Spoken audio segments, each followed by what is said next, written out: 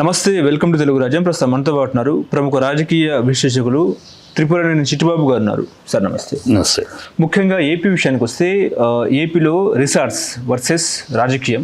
So ముఖ్యంగా Jagan palace గురించి మాట్లాడుకుందాం. ఇప్పుడేమో అది రిసార్ట్స్ అంట, రిషికొండ పర్యాటక రిసార్ట్స్ అంట. నేను జగన్ ప్యాలెస్ అని ఎందుకు అన్నానంటే, ఈ కూటమి ప్రభుత్వం ఎన్నికల ప్రచారంలో జగన్ ప్యాలెస్ అంటూ కూడా ఒక వార్తని, ఒక స్పెక్యులేషన్ ప్రజల్లోకి బలంగా తీసుకెళ్ళింది.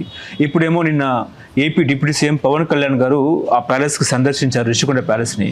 ఇప్పుడేమో ఆ ప్యాలెస్ ఏమో పర్యాటక రిసార్ట్ అని చెప్పేసి కూడా జీవో తీసుకొచ్చారు.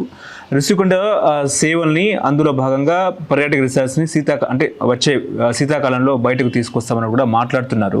ముఖ్యంగా జగన్ కట్టించిన ప్యాలెస్ ఇప్పుడు ప్రభుత్వ భవనమే అన్నట్టు కూడా జీవో తీసుకొచ్చారు. బాగానే ఉంది. ఓవరాల్గా దీని గురించి మీరేం చెప్తారు సార్? ఈ కూటమి ప్రభుత్వానికి ఏమాత్రం సిగ్గు శరం, ఏమాత్రం ఇంగిత జ్ఞానం, ఏమాత్రం ఇజ్జత్తు ఉందా అనేది ఒక్కో ప్రశ్న వస్తుంది. ఎందుకంటే వీళ్ళ నోటితోటి అది జగన్ సొంత బిల్డింగ్ జగన్ కట్టుకున్నాడు, తన ఇల్లు కోసం కట్టుకున్నాడు, పిచ్చి వాగుళ్ళని గాలి వాగుళ్ళని. మరి జగన్ కోసం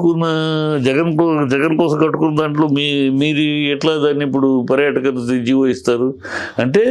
అది జగన్ కట్టుకుంది కాదు, జగన్ కోసం కట్టుకుంది కాదు, అది ప్రభుత్వం కోసం, ప్రజల కోసం కట్టింది. అది అక్కడ అడ్మినిస్ట్రేషన్గా 7 బిల్డింగ్లు కట్టారు. అదొక పర్పస్గా, ఒక ప్రయోజనకరమైన బిల్డింగ్ కట్టారు.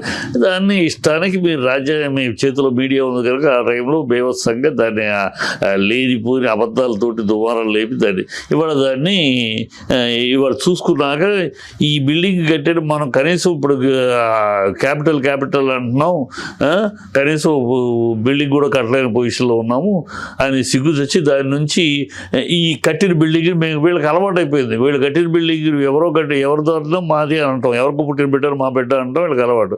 ఇప్పుడు ఏదో ఇది పెచ్చు ఊడిదండి. చూడటానికి అబద్ధాలు ఆడటానికి కూడా, డ్రామాలు చేయడానికి కూడా పెచ్చు ఊడితే, పైనుంచి పెచ్చు ఊడితే అక్కడ ఫ్యాన్ పడిపోద్దట. పెచ్చు ఊడి కింద పడితే ఎట్లా ఉన్నది, మొక్కలు అవుద్ది, రివర్స్లో పడుతుంది కదా, అది అలా పెచ్చులాగా ఉంది. ఏదో చూసేవాడికి జనాలు ఎరిపప్పులు అనుకుంటారా, ఏమనుకుంటారా వీళ్ళు? ఇంత డ్రామాలు, ఇంత సినిమాటిక్ డ్రామాలు, ప్రజలు ఏమో అమాయకులు కాదు. పిచ్చితనంగా వాళ్ళకి సిగ్గు శరం అన్ని నశించిపోయింది. పైన రంపంతో సీలింగ్ కట్ చేసినట్టున్నారుగా, అది కనబడుతుంది. కట్ చేసి కింద పడేసి సీలింగ్ ఊడిపోతుంది అని ఇదే నోటితోటి వీళ్ళే అన్నారు. చంద్రబాబు చూసి బ్రహ్మాండంగా కట్టారు, ప్రభుత్వ ప్రజాధనాన్ని ఇలా వేస్ట్ చేశారని అన్నారు. ఇలా ప్రజాధనం వేస్ట్ చేశారన్న దాన్ని మీరు పర్యాటక దీనికి ఎలా వాడుతున్నారు, ఇప్పుడు ఎందుకు వాడుతున్నారు అంత ఖర్చు? అప్పుడేమో ఖర్చు పెట్టి ఇంత ఖర్చు పెట్టారు, ఇప్పుడేం పెచ్చు ఊడిపోతుంది అంటే. ఈ మాటకి పొంతం లేదు, మాటకి ఏది పడితే అది మాట్లాడేయటం. మన చేతిలో మీడియా ఉంది కనుక, మన చేతిలో పేపర్లు ఉన్నాయి కనుక మనం దాన్ని బోగస్ మాటల్ని 10 మాటలు చెప్పేసేసి ప్రజల్ని ఒప్పిస్తారు. డైవర్షను. ఇప్పుడు ప్రజల్ని డైవర్షన్ చేయడానికి ఇది ఒక డ్రామా తప్పితే వాళ్ళ మాట నరంలో ఉందో నరం లేని నాలిక కనుక అది నోటికి వచ్చినట్టు వాగటం తప్పితే దేని ఒక పద్ధతిగా, ఒక విధానంగా, ఒక సంస్కారంగా, ఒక సభ్యతతోటి, ఒక విజ్ఞానంతో మాట్లాడాలి. ఏదైనా మాట్లాడేటప్పుడు వెళ్ళిపోయాం ఏదో ఒకటి వాగుడు, పిచ్చి వాగుడు, గాలి. జగన్మోహన్ రెడ్డి ఫ్యామిలీ అక్కడ హ్యాపీగా ఉండడానికి విలాసవంతమైన భవనాలు కట్టుకున్నారు జగన్ మీద అన్నట్టు కూడా మాట్లాడారు. ఎన్ని మాట్లాడారు? 1-2. అది విలాసవంతంగా ఆయన ఎంజాయ్ చేయడానికి కట్టుకున్నారు. ఆయన 7 బిల్డింగ్లు ఆయన కూడా ఎంజాయ్ చేస్తారు. ప్రభుత్వ ధనంతో, ప్రభుత్వం కోసం విదేశీయులు వచ్చినా, ఎక్కడి నుంచి కాన్ఫరెన్స్లు జరిగినా, అందరూ ఎక్కడో స్టార్ హోటల్స్లో ఉండాల్సిన ఖర్చు ప్రభుత్వం ఖర్చు కాకుండా ప్రభుత్వమే కడితే ప్రభుత్వంలో ఉంటారు. వైజాగ్ అనేది ఇంటర్నేషనల్ కాన్ఫరెన్స్లు జరగచ్చు, రకరకాల ప్రోగ్రాంలు, ఎంత పెద్ద ప్రోగ్రామ్ అయినా చేయొచ్చు. 7 బిల్డింగ్లు ఉన్నాయి. దాని అడ్మినిస్ట్రేషన్ ప్లస్ దీన్ని కట్టారు. అది బ్రహ్మాండంగా కట్టారు. అది మీ అధికారం వచ్చారు, మీరు వచ్చి దాన్ని ఇంకా అలా ప్రయోజనకరంగా చేయాలి. అది కట్టడానికి ముందు అధికారులు రావడానికి ముందు దాన్ని నానా యాగి చేసి అదేదో డబ్బులు ఖర్చు పెట్టేశారు, ప్రజాధనం వేస్ట్ చేసేసారు. ఏం చేశారు? వేస్ట్ చేసే బిల్డింగ్లు వేస్ట్ ఏంటి అది వాగారు. ఇవాళ దాన్ని ఎట్లా వాడుకుంటున్నారు మరి మీరు? ఉపయోగపడుతుంది కదా, ఉపయోగపడేదానే అంటే మనకి ఎప్పటికప్పుడు ఏ సందర్భంకి వచ్చినప్పుడు ఆ సందర్భం మాటలు వాళ్ళకి అలవాటైపోయింది. మేము చూస్తున్నాక ఈ పవన్ కళ్యాణ్ ఎన్ని మాట్లాడాడు, ఎన్ని మాటలు ఎన్ని రివర్స్, తన మాటనే తను ఎట్లా మాట్లాడతాడు, తన మాటనే తను ఎట్లా మార్చి మాట్లాడతాడు చూస్తూనే ఉన్నాం. అలాగే అసలు అన్నీ నశించిపోయింది. ఈ కూటమికి సిగ్గు, శరం, మానం, అభిమానం, రోషం, పౌరుషం, ఉచ్చం, నీచం, మంచి, చెడు అన్నీ నశించిపోయింది. నలవలే నాలిక ఏం మాట్లాడితే ఇది మాట్లాడతారు. నోరా తాటి పట్ట అన్నట్టు ఉందో వాళ్ళ మాటలు, అలాగే మాట్లాడతారు. అంటే లక్షల్లో కరెంట్ బిల్లు వస్తున్నాయి, మొత్తం 476 కోట్లు ఆగం చేశారని కూడా గతంలో మాట్లాడారుగా. ఇప్పుడు మన అదే గతంలో చాలా మాట్లాడారు. వాళ్ళు మాట్లాడేది సైలెంట్గా ఉంటేనా, ఇప్పుడైనా సైలెంట్గా ఉంటేనా కాస్త వీలుడు. వాటిని మళ్ళీ రివర్స్ చేసి వాళ్ళు మాట్లాడిన మాటలే మళ్ళీ వాళ్ళే మొన్న కూడా అనేక విషయాలు ప్రభుత్వం చేసిన విషయాలని ప్రభుత్వం చేసిన అది మంచి కాదు అన్నాడు. మంచి కాదు కదా, మరి ఇవాళ ఎలా మంచి అయింది అది మీకు? అది ఎలా మంచి అయింది అంటే మేము డొల్ల మాటలు మాట్లాడారని వాళ్ళే ప్రూవ్ చేస్తారు. మేము గతంలో డొల్ల మాటలు మాట్లాడాము, గాలి మాటలు మాట్లాడాము, మా చేతిలో మీడియా ఉంది కనుక గాలి మాటలు మేము ప్రచారం చేసుకున్నాం, ప్రజలు నమ్మించాము, వచ్చాము. ఇప్పుడు అది అలా గాలి మాటలుగా దాన్ని వదిలేస్తే మళ్ళీ అంత పెద్ద బిల్డింగ్, బ్రహ్మాండమైన బిల్డింగ్, ప్రభుత్వ ఆస్తి, అది ప్రభుత్వ ఆస్తిని వాడుకోవడానికి మళ్ళీ దానికి వేరే పెచ్చు ఊడిపోయేది. సిగ్గు సరిలా చూస్తారు, ప్రతి చిన్నపిల్లాడికి కూడా తెలుస్తుంది.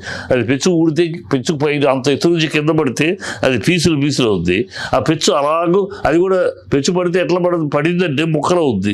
అది కాకుండా అలా ఉందట.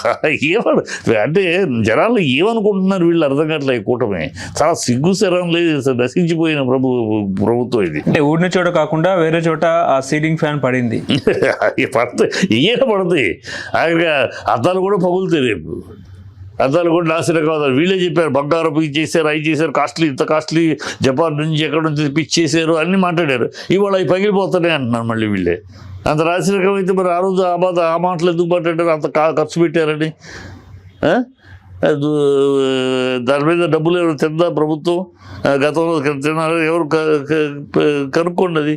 అది ఎంక్వైరీ చేయండి. సంవత్సరం అయిందిగా మీ అధికారులు చేయండి. ఇది గాలి మాటలు, గాలి సోది మాటలు, సిగ్గు సరే చచ్చిపోయిన పాటలు అయ్యి.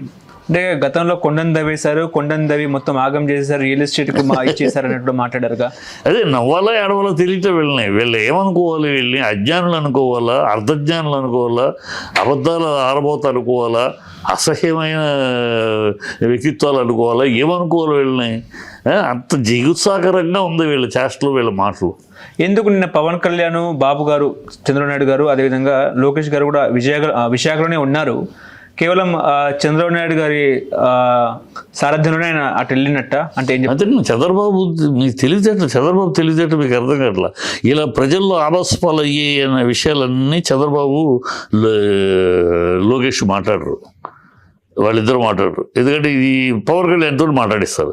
పవన్ కళ్యాణ్ అర్ధజ్ఞాని, ఆవేశపరుడు కదా, ఇది కీవుగానే వచ్చి మాట్లాడేస్తాడు.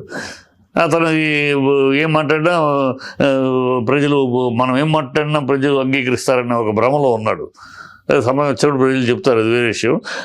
అతను అందుకని చంద్రబాబు ఈ తప్పుడు విషయాలన్నింటినీ అతని మీద వస్తాడు, అతనితో మాట్లాడిస్తాడు, అతనితో పలకరిస్తాడు. ఈ విషయం చంద్రబాబు మాట్లాడాడు, ఇంతవరకు మాట్లాడలే. లోకేష్ మాట్లాడాడు, మాట్లాడు వాళ్ళతో మాట్లాడినారు. లోకేష్ తోటి మాట్లాడి లోకేష్ను స్కేప్ గోడ్గా వాడుతూ ఉంటారు. సరే పవన్ కళ్యాణ్ తోటి వాగిస్తారు. పవన్ కళ్యాణ్ వాగుడుకైతే ఆవేశపరుడు కదా, గిల్లగానే కీయోగానే వైన వచ్చి వాగేస్తాడు, ఎరిపాప అవుతూ ఉంటాడు. అతనికి చంద్రబాబుకి లోకేష్ లోకేష్ పెరగాలంటే ఇతను ఎరిపాప అవ్వాలి పవన్ కళ్యాణ్, కనుక అది చేస్తూ ఉంటాడు. అది తెలుసుకోలేకపోతున్నాడు పవన్ కళ్యాణ్, అంతే.